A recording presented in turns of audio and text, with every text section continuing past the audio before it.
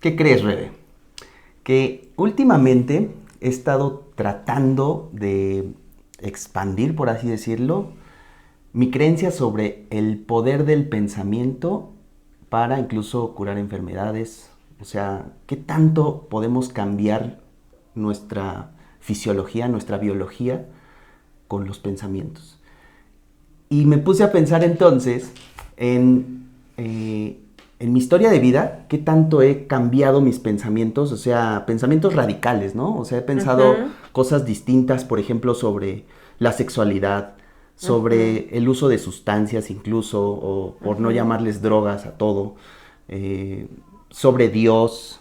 ujú. Me acuerdo también que cuando iniciaba a estudiar la carrera de psicología, la primera vez que tomé un curso de psicoanálisis fue así, una cosa así de, ¿qué pedo, no? ¿Qué estoy escuchando? O sea, me abrió el panorama y a ver la vida distinto, así, ¿no? Tal cual, tan Sí. dramático. Ujú. Entonces, ¿cómo ves? ¿Qué te parece si hablamos sobre estas creencias que quizás hemos cambiado durante la vida? Me parece muy bien porque aparte creo que son cosas que nos constituyen, o sea, las creencias a final de cuentas son pensamientos, también son sensaciones, bueno, se componen de sensaciones y pues sí, nos conforman como seres humanos y aparte sí es algo que desde que somos chiquititos pues vamos cambiando, ¿no? Desde Claro. creencias como que tienen que ver mucho con el pensamiento mágico de, ahorita que pasamos las fechas navideñas, Ajá, ¿no? De sí, los también. Reyes Magos, de Santa Claus y esas cosas que van como cambiando hasta cosas ya a lo mejor más complejas, creencias más complejas y que además creo que es parte fundamental también de la psicoterapia, ¿no? O sea, vamos también Totalmente. reconstruyendo, dándoles otro significado a ciertas creencias que a lo mejor anteriormente traíamos. Entonces se me hace un excelente tema para el día de hoy porque pues también, ¿qué será? Somos psicólogos y también tenemos que creencias limitantes Limitantes de y pronto. pues hay que Ujú. cambiarlas, ¿no?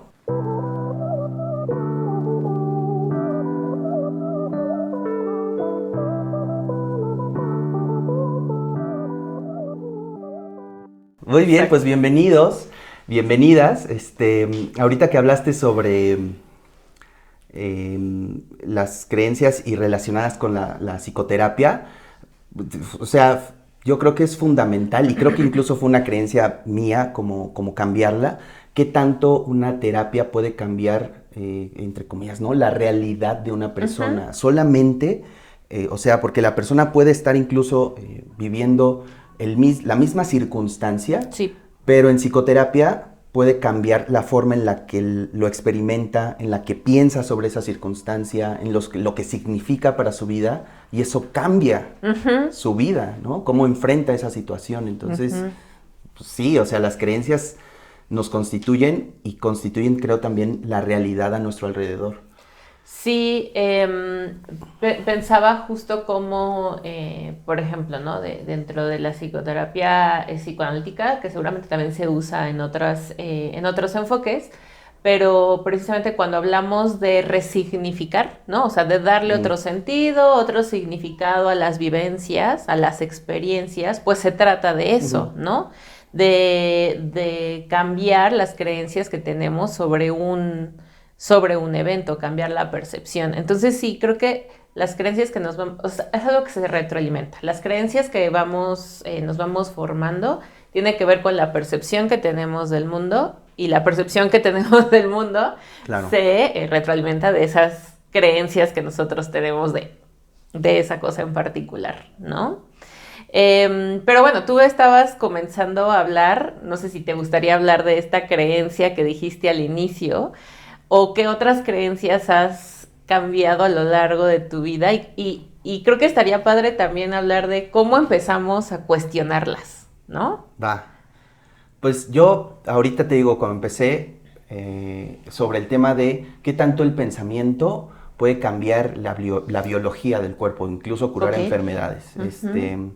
Ya he hablado aquí antes de Joe Dispenza, pero creo que esta creencia está muy relacionada o se remonta a cuando yo empezaba psicología. No sé por qué las tengo ahí medio asociadas, cuando aprendí psicoanálisis, porque también fue un cambio muy cabrón de pensar que O sea, básicamente cuando yo entré a esa clase con ese maestro, al principio no entendí nada. Fue un curso que tuve que tomar 2 veces porque me generó una curiosidad incómoda al inicio. Yo decir, ¿cómo que un bebé, un niño o niña puede estar enamorado de sus padres? Como que ya después no es así tal cual, ¿no? O sea, ahorita lo estoy bajando muy burdo.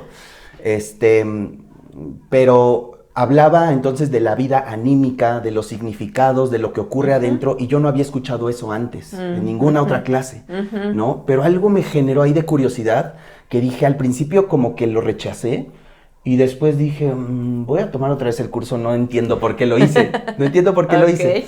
Y ya después me encantó el psicoanálisis, todo lo que hablaba Freud, ya después ya me pasé otras cosas, pero yo creo que sí fue un antes y un después, un corte de entender que yo creo que él fue quien describió, y podemos estar de acuerdo o no en la teoría, pero yo creo que él empezó a describir la vida anímica, lo que pasa dentro de nosotros y a generar esas relaciones con la vida externa. Entonces, eso fue para mí algo que me cambió la forma de ver la psicología al principio. Y bueno, ya después llego a esta parte de ahorita de los pensamientos y el cuerpo, pero no sé, tú que eres psicoanalista, ¿qué me dices al respecto de eso? Fíjate que mi camino para llegar al psicoanálisis estuvo un poco parecido, lo quiero también compartir porque yo cuando entré a la carrera, yo entré con esta idea del psicoanálisis en donde yo lo rechazaba por completo, ¿no? Pues la única, el único antecedente que tenía eran mis clases de psicología de la preparatoria, entonces ahí realmente no se profundizaba, ¿no? Y la verdad es que fue precisamente conforme fui llevando como materias en donde también como que me expandió un poco la creencia porque empecé a desarrollar tal vez este pensamiento más abstracto, más simbólico, entonces decir, los símbolos se pueden analizar, interpretar, ¿no? Y ya fue en el servicio social que hice que el enfoque era más como psicoanalítico, que, o sea, que ya lo puse más en práctica la teoría y que, o sea, me voló un poco la cabeza. Entonces fue una creencia Sí. que fue cambiando y justamente, no sé muy bien cómo explicarlo ahorita, pero precisamente esa creencia fue cambiando porque le empecé a dar otro significado a lo que estaba yo pensando acerca del psicoanálisis, ¿no? O sea, antes el psicoanálisis era como lo típico que se habla de él cuando se critica, ¿no? O sea, como solo habla de sexualidad y no es comprobable, ¿no? Entonces, como todo eso, pero al momento de ponerlo en la práctica, y no solamente en las personas a las que yo veía en mi servicio social, sino que a la par yo también empecé un proceso de psicoanálisis. Para mí tomó otro significado la teoría psicoanalítica. Entonces fue ahí cuando mis creencias alrededor de eso empezaron a cambiar. Entonces por eso te digo, o sea, creo que es cuando le damos otro significado, otro sentido al objeto, a las cosas que estamos viviendo, que podemos hacer como ese cambio, ¿no? Cuestionar tal cual, ¿no? Y ahorita que hablabas de eso, fíjate que a mí también en la parte de la maestría, ya que hablabas como del psicoanálisis, también una creencia que yo cambié y que tiene que ver mucho con el psicoanálisis es, yo creí que dar psicoterapia no era para mí, ¿no? O sea, hubo varios momentos de mi vida profesional desde que estudiaba la maestría en donde yo dije, no soy buena para esto, no entiendo, ¿no? O sea, yo me acuerdo que en la maestría empezamos ya a leer directamente a Freud y yo dije, no entiendo, no entiendo y cómo se supone que debería de estar, ¿no? Entendiendo eso. Y luego también de pronto, pues, híjole, pues los primeros pacientes ya con ese enfoque, ya como más en forma, que pues era dentro de la maestría, yo decía, es que, o sea, no sé cómo ayudarle. De pronto para mí, solo estar sentada escuchando y no saber qué devolver, ¿no? Era como signo de no soy buena, esto no es para mí, debería de dedicarme a otra cosa, ¿no? Y es una creencia que he ido cambiando a lo largo de los años y me lo he ido cuestionando casi en cada consulta que tengo, con cada persona que veo, porque pues sí, cada experiencia es distinta. Ahora que estamos hablando de esta primer experiencia con el psicoanálisis y en mi caso cómo me abrió la mente así muy cabrón, Sí. me estoy dando cuenta que yo creo que eso derivó o facilitó otros cambios de mentalidad importantes en mi vida. Okay. O sea, porque después de Freud, luego me fui a Jung y, por ejemplo, así básicamente Jung me ayudó a entender la diferencia entre espiritualidad y religión. Yo estaba peleadísimo con la religión y necesitaba un espacio, pero yo no sabía, yo lo rechazaba. Y cuando entendí, cada uno lo puede entender a su forma, a mí me ayudó Jung. Yo dije, no manches, hay algo adentro de mí que se quiere expresar en todo momento y puedo acudir a eso, o sea, puedo tratar de entenderlo, puedo comunicarme con eso, porque está ahí siempre, siempre va a tratar de salir, de expresarse con ideas, con pensamientos, con lo que sea. Quiero conocerlo, ¿no?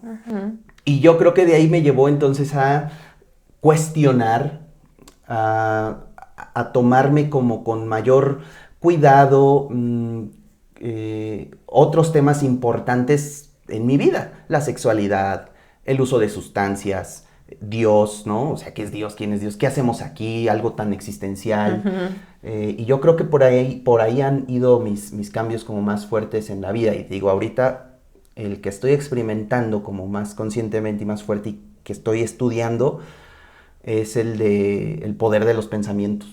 Ok. Ese. ¿Quieres decir que el psicoanálisis te cambió la vida? Fíjate que sí. Punto para Rebeca. Punto para Rebeca.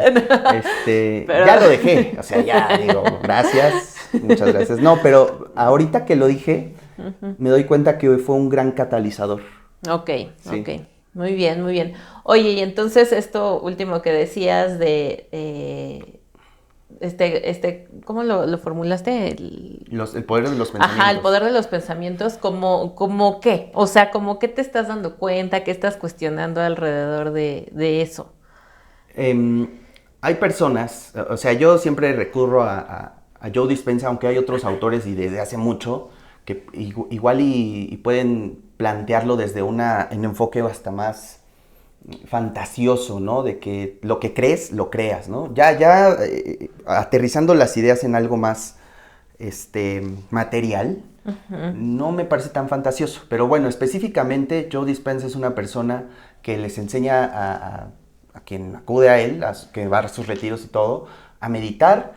Y hay personas que se han curado de enfermedades que la ciencia, que la medicina dice esto ya no se puede curar, se curan, ¿no? Han cambiado su biología, han cambiado su cuerpo. Y eso me ha llevado también a pensar de que además de que me quiero curar de ciertas cosas que tengo, como a mejorar tal cual mi vida en general, a conseguir, o sea, sí, el pensamiento mágico incluso de que lo que crees lo creas, pues a ensayar eso, a aprender a meditar, a hacerlo, que fue uno de los propósitos que hice para este año. O sea, como que lo hacía, pero no le dedicaba el tiempo que yo, pues que se necesita, ¿no? O sea, si realmente quieres cambiar algo en tu vida, pues, y sabes o crees que eso te va a ayudar, hazlo, ¿no? Entonces, yo creo que ahorita estoy aprendiendo a eso, a meditar, a conectarme con mi interior. Y otra cosa que me ayudó a eso fue el uso de sustancias, de medicinas ancestrales, de sustancias psicoactivas, porque eso me abrió la mente a decir, hay muchísimas otras cosas en la realidad que no percibimos con nuestros sentidos como los usamos así, ¿no? En lo cotidiano, y están ahí.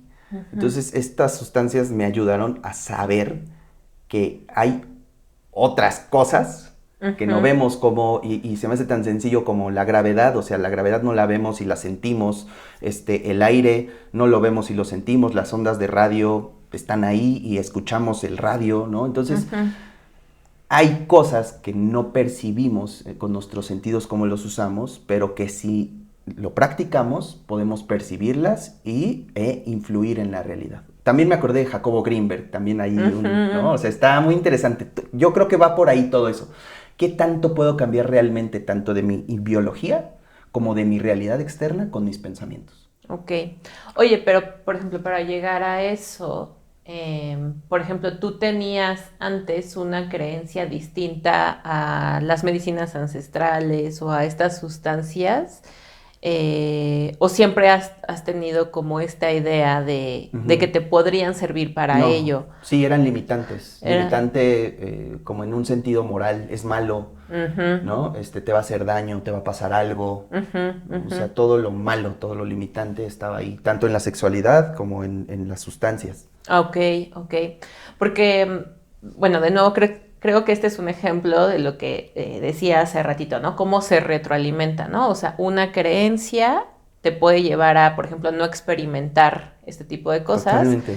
Y ya que se experimentan, la creencia puede como cambiar, ¿no? O no cambiar, o reafirmarse, o sea, es algo que se retroalimenta.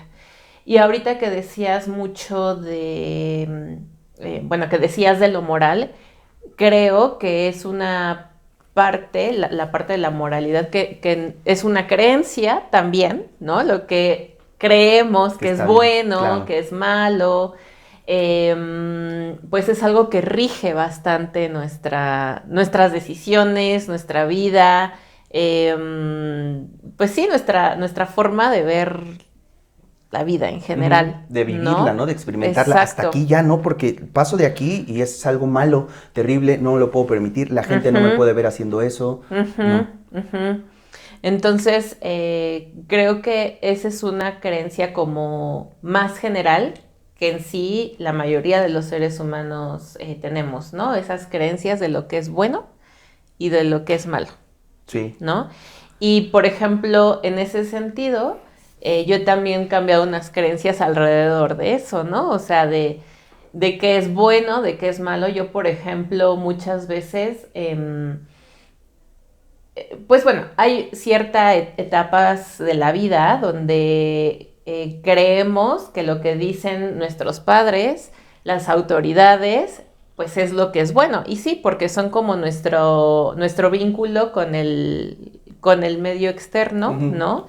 Y entonces, a partir de ahí vamos construyendo nuestro sistema de valores, ¿no? Mediante esas figuras. Y se esperaría un poco que en la adolescencia, por eso decimos que los adolescentes son rebeldes, cuestionan, porque precisamente tratan de separarse de ese sistema de valores para separarse de las autoridades, ¿no? A mí me pasó que durante mucho tiempo, incluso la adolescencia, incluso ya la vida adulta, donde yo seguía calificando ciertas cosas como buenas o malas de acuerdo a lo que las autoridades seguían diciendo que era bueno y que era malo, ¿no? Entonces trataba yo de cumplir esas expectativas, ¿no?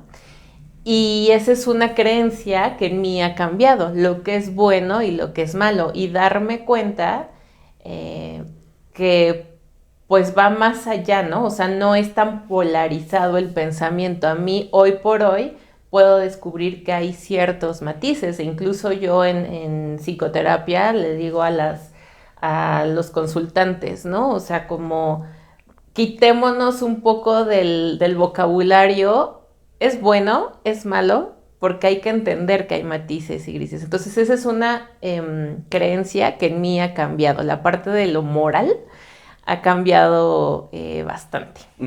Yo me acordé inmediatamente de Carl Jung, tiene todo un concepto para definir esta parte de la sombra y la integración, ¿no? O sea, integrar lo que nosotros pensamos que es malo, porque así nos enseñaron o porque así se dice que es, con nuestra parte positiva o bonita o bella. Uno va entendiendo, va tratando de integrar esas partes que tiene ahí ocultas o que más bien manda totalmente al inconsciente, que no quiere ni sentir ni ver. Pero bueno, me acordé de todo eso ahorita con Jung. Sí, Team Jung. después del chiste de Tim Jung, no, bueno, más bien antes, no, estabas mencionando algo precisamente de cómo han cambiado tus creencias alrededor de la sexualidad. Creo que eso es algo que también, bueno, iba a decir no sucede a muchos, pero yo creo que muchas personas se quedan con la misma creencia todo el tiempo y precisamente no les deja como avanzar, ¿no?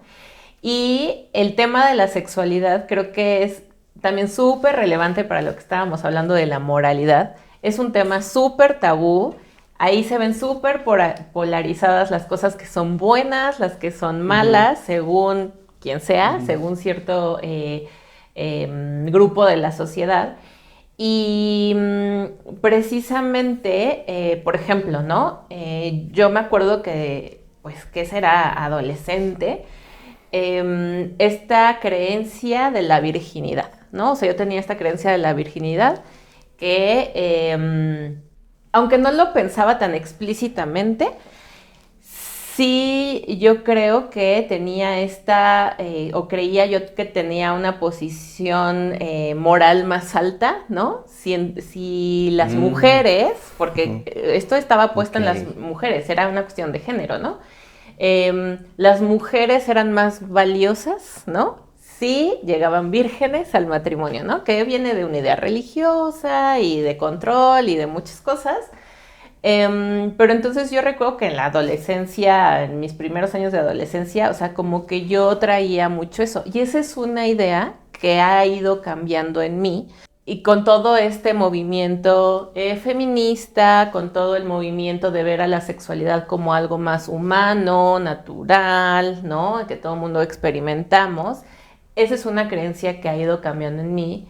Y ahora yo sí soy de la idea de que este concepto de virginidad, o sea, existe, pero la virginidad en sí no existe, ¿no? O sea, que es más bien un concepto que trata de nuevo, mantener a las mujeres en control del otro, de su sexualidad, ¿no? O sea, no en control de ellas, y que trata como de nuevo de sobajarlas, ¿no? Entonces, esa es una creencia que en mí ha cambiado y dictó muchos de mis comportamientos a lo largo de la vida, ¿no? O sea, yo en la adolescencia pues era como de ni siquiera lo que pensar... te perdiste en la adolescencia. Lo que me perdí, quisiera regresar a aquellas épocas para enmendar mi error. Entonces, ese es como un ejemplo que a mí me pasó y estoy segurísima que a muchas personas les ha pasado. El tema de la sexualidad es muy cabrón, o sea, sí, muy cabrón. Ya.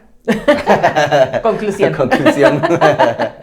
También pienso, y bueno, que está muy relacionado con el tema de la sexualidad como lo ve el psicoanálisis, el cómo de pronto se van desarrollando traumas. Y es que yo sí creo, ahora sí que creo que por ciertas creencias hay traumas que se van formando, ¿no? Porque a final de cuentas las creencias es esta, ¿no? Asociación de ideas que le da un sentido, ¿no? A una premisa inicial. Yo, por ejemplo... Y que justifica un comportamiento al final, exacto, ¿no? Y que eso ya es lo que, o sea... Exactamente. Yo, en el ejemplo que les quería compartir, es que para mí sí se volvió algo como, puedo decir que traumático, esta idea de que cuando las personas se enojaban conmigo, entonces me dejaban de querer. Es una creencia limitante, es algo que no es cierto, ¿no? Y que he ido resignificando y me ha costado mucho trabajo, pero a mí, por ejemplo, hoy por hoy, y desde hace muchísimos años, me ha costado trabajo, me causa mucho conflicto que la gente se enoje conmigo. Llámese de familiar, amistad, pacientes incluso, ¿no? Porque para mí significa eso, es una creencia, porque estoy en el proceso de tratar de resignificar el enojo y de decir, pues no es cierto, ¿no? O sea, no es cierto que enojo es igual a retiro de amor. Pero eso, ¿no? Este es un ejemplo de cómo esa creencia, el cómo yo interpreté a lo mejor algún enojo que tuvieron mis papás, el cómo ellos a lo mejor manejaban el enojo, me hizo tener esta creencia y se volvió algo pues traumático para mí, ¿no? Y que ahora lo repito en otras relaciones. Y que o sea, ahorita me haces pensar en que a lo mejor y tú ya lo ves como algo traumático, pero a lo mejor alguna persona piensa que es así, que es constitutivo de su personalidad y ni siquiera llega a ver que es una limitante, que es algo traumático, solamente pues le incomoda, lo sufre, ¿no? Pero no se da cuenta que hay otras formas de pensar y que el pensamiento que está sustentando eso, el sentirse mal, porque, híjole, ya se enojó mi amigo y ahora soy la peor persona del mundo porque se enojó conmigo. Sí. Pues bueno, o sea, creo que el paso es empezar a cuestionar esas creencias, ¿no? Sí, creo que sería como, bueno, a mí me gustaría como rescatar mucho de este capítulo, precisamente eso, ¿no? El que para avanzar, uno, primero se tiene que ser consciente, que es una creencia, ¿no? Que yo tengo. Y dos, cuestionarla, porque es eso, es una creencia, no es la realidad, aunque retroalimenta la realidad, no es la verdad absoluta, es una creencia que tú tienes, es un pensamiento que tú tienes. Claro. ¿No? Sí, habrá personas que estén viviendo su vida lastimando a las otras personas y les valga un pepino, ¿no? Y ya pues, se podría cuestionar también esa parte, ¿no? ¿De dónde viene esa actitud, ¿no? Sí. Pues igual está sustentada en alguna creencia, ¿no? Exacto. Entonces, sí, yo creo que todo lo que somos, ¿no? Cómo nos comportamos, está sustentado en creencias y quizás lo difícil a veces, como dices, es darnos cuenta, hacerlo consciente y luego de ahí, ¿qué sigue? O sea, ¿cómo podemos llegar a eso? Primero, a cuestionarnos, hacerlo consciente. ¿Cómo es ese proceso? Sí, creo que es complicado, pero hace rato tú mencionabas un par de cosas que tal vez no requirieron tanta conciencia, o tal vez sí, pero decías, bueno, yo cuando leí más de psicoanálisis o de Jung, pues eso, siempre la lectura, ¿no? O sea, como que te abre un poco el panorama y te hace darte cuenta que puede haber otras realidades, ¿no? Yo creo que el convivir con gente que sea diversa, que sea distinta a ti, ¿no? Claro, siempre tener como esta apertura, ¿no? Y de esta flexibilidad de la que hemos hablado en otros episodios, también te puede hacer a llegar a cuestionarte, ¿no? Él vive o ella vive otra realidad que es distinta a la mía, ¿no? Entonces pienso en eso y también un poco en, de pronto, las experiencias, ¿no? Experimentar cosas distintas, cosas diversas, creo que también te ayudan a cuestionarte ciertas creencias. Yo pienso ahorita en esas tres. Al convivir con la gente nos vamos a dar cuenta que hay distintas formas de pensar, de hacer las cosas, algunas nos van a parecer incómodas y yo creo que justo ahí, cuando sentimos esa incomodidad, es en donde podemos empezar a averiguar por qué, o sea, eso es terrible, eso que está haciendo me incomoda, está bien, está mal, yo cómo soy con eso. Empezar a averiguar y a cuestionar, ¿no? Sí. ¿Por qué yo soy así? Porque él es así, parece que la pasa bien, parece que a ver, le voy a avanzar 2 pasitos hacia allá, a ver cómo me siento. Sí. Y yo creo que eso que mencionas, pues también tiene mucho que ver, no sé si me estoy yendo a otro tema, pero con la tolerancia que tenemos hacia la incomodidad, porque muchas veces nos incomodamos y en vez de reflexionar y de pensar, ¿por qué nos estamos incomodando y qué me quiere decir eso, ¿no? Y qué del otro me está haciendo sentir eso, es como un rechazo, ¿no? Total, entonces creo que también es una invitación a estar abiertas, a sentir estas cosas distintas, la incomodidad, a vivir, ¿no? O experimentar, o al menos escuchar otras realidades, ¿no? Que tienen que ver con el otro. A final de cuentas, para eso sirve el otro, ¿no? Para enriquecernos. Sí, ¿no? Como que todos podemos crecer. Exacto. Con el otro, ¿no? Exactamente. O sea, estamos ahí retroalimentando y retroalimentándonos de los demás. Así es. Pensé mucho, mencionamos mucho, bueno, no mucho, pero tanto tú como yo mencionamos mucho lo de la adolescencia. Y pensé mucho justo en la parte de la película de Intensamente, que está ahí su sistema de creencias, ¿no? O sea, se ve representada y es justamente la etapa en donde empezamos a cuestionar, porque nuestro pensamiento crítico se empieza a desarrollar, necesitamos de ese otro que nos espeje un poco otras realidades y empieza ahí a modificar y hacerse un poco el caos. Entonces recordé mucho y, por cierto, vean nuestro video sobre Intensamente. Ah, claro. Sí, como hay ciertos límites morales, yo creo que también fue el tema, y empezar a averiguar qué hay detrás de esos límites, ¿no? Como animarse a dar pasos más allá de lo que yo inmediatamente siento que está mal o es terrible. Sí, ¿será? ¿No? Exacto. Cuestionen, y su sistema de creencias se va a enriquecer muchísimo, sí, ¿no? Totalmente de acuerdo. Muy bien, pues, oigan, cuéntenos qué creencias limitantes ahora sí que creen que han tenido ustedes, o qué creencias han cambiado, que les han sido enriquecedoras, y cuéntenos pues también cómo le han hecho, ¿no? Porque pues aquí se trata también de ayudarnos. Sí, estaría súper bueno escucharlas. Seguramente tienen historias súper buenas, ¿no? Mejores que las que les contamos aquí, entonces compártanos. Exactamente, y pues los invitamos a que nos sigan en nuestras redes sociales. Estamos como Somos Psicólogos en Instagram y en TikTok, y también en nuestras redes profesionales individuales, que aquí se las vamos a dejar. Muy bien. Like, compartan, comenten, nos ayudan muchísimo para seguir creciendo y nos vemos en otro episodio. Bye.